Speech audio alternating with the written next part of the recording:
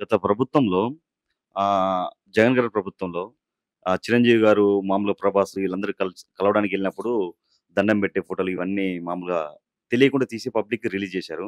కొంచెం అవమానపరిచినట్టు అనిపించింది. ఈ ప్రభుత్వంలో అయినా సినిమా వాళ్ళకి మంచి రోజులొచ్చాయనుకుంటున్నారా? ఏంటి అది సైకో పాలన. ఆ సైకో పాలనలో ఎవరిని గౌరవించలేదు. నమస్కారానికి ప్రతి నమస్కారం సంస్కారం. అప్పుడు సంస్కారం లేనోళ్ళకి నమస్కారం ఏం తెలుస్తది? నమస్కారం విలువేం తెలుస్తుంది? పెద్దలంటే విలువేం తెలుస్తుంది? తండ్రికి విలువ ఇవ్వని వ్యక్తికి నమస్కారం తెలుస్తుందా? తల్లికే విలువ ఉన్న వ్యక్తికి నమస్కారం తెలుస్తుందా? చెల్లికే విలువ ఉన్న వ్యక్తికి నమస్కారం తెలుస్తుందా? చిన్నాన్నకే విలువ ఉన్న వ్యక్తికి నమస్కారం తెలుస్తుందా?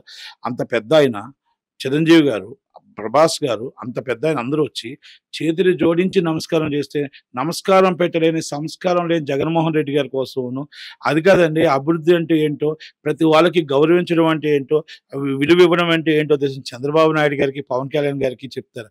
నక్కకి నాగలోకానికి ఉందండి. నక్కకి నాగలోకానికి ఉంది. ఆ గవర్నమెంట్ సైకో పాలన అంటారు. అభివృద్ధి పాలన అనేది ఇది ఉంటుంది. మా సినిమా ఫీల్డ్‌కి మంచి రోజులొచ్చాయి. చిరంజీవి గారి ఆధ్వర్యంలోనే, మేము బాలయ్య బాబు ఆధ్వర్యంలోనే మా అందరికీ కూడా ఏం కావాలో, పెద్దవాడికి ఏం కావాలో, మిడిల్ క్లాస్‌కి ఏం కావాలో, చిన్నవాడికి ఏం కావాలో, చిన్న సినిమా నిర్మాత, ఎగ్జిబ్యూటర్, డిస్ట్రిబ్యూటర్‌కి ఏం కావాలో అన్ని అభివృద్ధి కార్యక్రమం, విశాఖపట్నానికి ఇన్‌ఫ్రాస్ట్రక్చర్ ఏం కావాలో, షూటింగ్స్‌కి ఏం కావాలో, మరి మొత్తం టోటల్‌గా స్థలాలు అందరికి ఏం కావాలో, మొత్తం అక్కడ డెవలప్ అవ్వడానికి ఏం కావాలో, హైదరాబాద్‌లో డెవలప్ అవ్వాలి, ఆంధ్రాలో డెవలప్ అవ్వాలి. 2 దిక్కుల షూటింగ్‌లు జరగాలి. 2 దిక్కుల కూడా ఇన్‌ఫ్రాస్ట్రక్చర్ మొత్తం టోటల్‌గా అక్కడ జీఎస్టీలు, అక్కడ ఇన్‌కమ్ టాక్స్‌లు అక్కడ ఇక్కడ కట్టుకునే విధంగా మొత్తం టోటల్‌గా కార్పొరేట్ కంపెనీస్ అండ్ విజయవాడలో, వైజాగ్‌లో ఉండేటట్టు ఉండాలి. హైదరాబాద్‌లో ఉండాలి. ఇలా అన్ని డెవలపింగ్‌కి కూడా త్వరలోనే ఒక నెల, 2 నెలల్లో అందరితో కలిపి మేము లోకేష్ గారితో, చంద్రబాబు నాయుడు గారితో, పవన్ కళ్యాణ్ గారితో మీటింగ్ పెడతాం. మీటింగ్ పెట్టి వాళ్ళని సన్మానం చేయడానికి కూడా కార్యక్రమాలు స్టార్ట్ చేస్తాం. అందరిని కూర్చోబెడతాం, మాట్లాడతాం.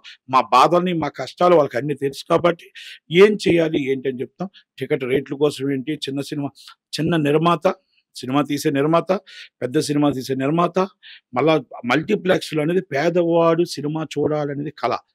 పేదవాడు మల్టీప్లెక్స్‌లో సినిమా చూడాలి. గొప్పవాడు మల్టీప్లెక్స్‌లో సినిమా చూడాలి. అందుకే 20% ఆక్యుపేషన్ అనేది పేదవాడికి వదిలియాలి. పాప్కార్న్ రూ. 25 ఉండాలి మల్టీప్లెక్స్‌లో. సమోసా రూ. 25 ఉండాలి మల్టీప్లెక్స్‌లో. రూ. 100 టికెటే ఉండాలి మల్టీప్లెక్స్‌లో. ఈ కలలన్నీ ఈ గవర్నమెంట్‌లో నిజమవుతాయని, రేవంత్ రెడ్డి గారి గవర్నమెంట్‌లో, చంద్రబాబు నాయుడు గారి గవర్నమెంట్‌లో నిజం అవుతదని ఆశిస్తామని, కంపల్సరీ పెద్దవాడు, చిన్నవాడు అందరూ బాగుంటారని ఆలోచనతో కన్ఫర్మ్ 100% మేము మా పూర్తి నమ్మకంతో, సంపూర్ణమైన నమ్మకంతో మేమున్నాం. సార్ ఇంకొకటి సార్, ఈ ప్రభుత్వంలో నటికుమార్ గారికి ఏదైనా పోస్ట్ ఎఫ్‌డీసీ చైర్మన్ గాని ఏదైనా తీసుకునే అవకాశం ఉందా? గవర్నమెంట్ ఇచ్చే అవకాశం గాని?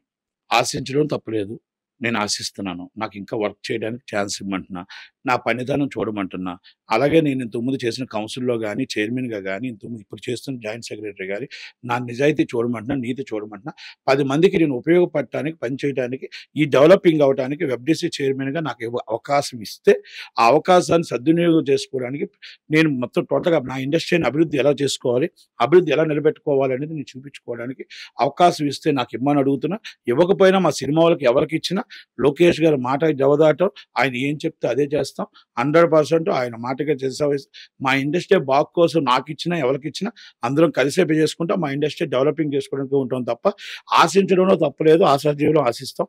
ఆశించడంలో నాకు వచ్చినా, ఇంకోళ్ళకి వచ్చినా కూడా ఆయన కోఆపరేటెడ్, గవర్నమెంట్‌కి కోఆపరేట్ చేస్తాం. మా ఇండస్ట్రీ బాగు కోసం మేము ఎంత దాకైనా మేము సపోర్ట్‌గానే ఉంటాం తప్ప ఎప్పుడు కూడా మాకు ఇవ్వలేదు, ఇంకోళ్ళకి ఇచ్చారని మాత్రం ఉండదు. కానీ ఎవరికిచ్చినా మా సినిమా వాళ్ళకి మాత్రం ఇమ్మని నేను రిక్వెస్ట్ చేస్తా అంతే. ఇంతకుముందు మీరు ఒకసారి అన్నారు సార్, లోకేష్ బాబు గారు నాకు మాటిచ్చారు ఏదో ఒకటి పదవి వస్తారన్నట్టు మీరన్నారు. మీకు ఏదన్నది ఇంకా కన్ఫర్మ్‌గా ఏం రాలేదా? ఒకటండి, నాకు లోకేష్ గారు, నేను బాబు గారితో నేను పాపం జైలు నుంచి కదా, నేను అంటే పెద్దాయన, ఆయనతో నేను ఎప్పుడు కలలేదు కానీ లోకేష్ బాబు గారితో మాత్రం 100% నాకు ఇంతకు ముందైతే అవతల పార్టీలో చైర్మన్ రావాలి ఎఫ్‌డీసీ. అప్పుడు పార్టీ వచ్చిన తర్వాత మేమంతా మీకు సపోర్ట్‌గా ఉంటామని అన్నారు. నేను ఆశిస్తున్నాను. ఇస్తారని ఆశిస్తున్నాను. కానీ ఈజ్ వర్తబుల్ అంటేనే నాకు ఇవ్వండి. వర్తబుల్‌గా నేను చేయగలను అనుకుంటే ఇవ్వండి. నా దాంట్లో నీతి ఉందంటే ఇవ్వండి. నిజాయితీ ఉందంటే ఇవ్వండి. లేకపోతే లేదు. అయినా కూడా నేను ఎప్పుడు కూడా లోకేష్ గారు చెప్పిన మాటకి నేను జవదాటను. లోకేష్ గారు ఏం చెప్తే దానికి కట్టుబడి ఉంటాను. ఇచ్చినా ఇవ్వకపోయినా అందరితో పాటు కలిసి పనిచేస్తానంటారు. 100% కలిసి పనిచేస్తా. నేను మా ఇండస్ట్రీ నాకు తప్పితే మా ఇండస్ట్రీ ఉన్న వాళ్ళకి ఇవ్వండి చైర్మన్. మా ఇండస్ట్రీ మీ అందరికీ వారధిగా ఉండి మా ఇండస్ట్రీ కాపాడుకోవడానికి చేస్తాం తప్ప, మా ఇండస్ట్రీ కోసం, మా ఇండస్ట్రీ బాగు కోసం అందరితో కలిసే పనిచేస్తాం తప్ప, నాకు ఇవ్వలేదని చెప్పేసి నేను సెపరేట్‌గా ఉండడం లేకపోతే ఇంకోటి ఉండదు. ఆ ఇండస్ట్రీ బాగు కోసం నాకు ఇచ్చినా రిక్వెస్ట్ నేను పెద్దలందరిని కూడా రిక్వెస్ట్ చేస్తా.